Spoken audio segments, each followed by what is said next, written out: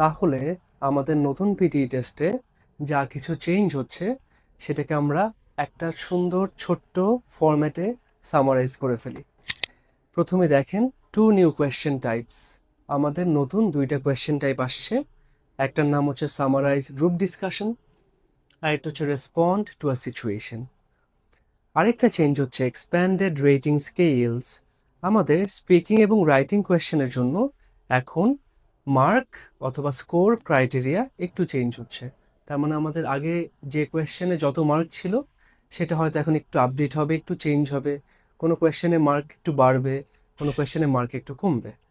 আচ্ছা, ফাইনালি আমাদের এআই এর পাশাপাশি এখন হিউম্যান স্কোরিং অ্যাড হচ্ছে 7টা কোয়েশ্চেনে। বাট এটা এমন না যে সবগুলো কোয়েশ্চেনেই আপনার হিউম্যান স্কোর করবে।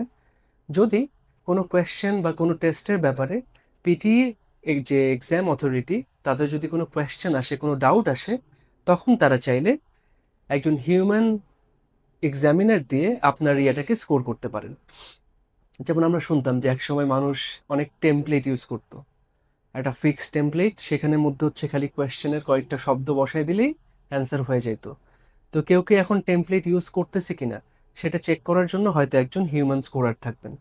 তাহলে এআই এর পাশাপাশি একজন হিউম্যান স্কোরার আপনার এক্সামটা চেক করতে পারেন, আপনার কোয়েশ্চেন বা আপনার অ্যান্সারগুলোকে চেক করতে পারেন, এবং তিনি তার ভিত্তিতে তিনি যদি মনে করেন যে আপনি অ্যাকচুয়ালি প্রপার অ্যান্সার দিয়েছেন, উনি আপনাকে ভালো একটা স্কোর দিবেন।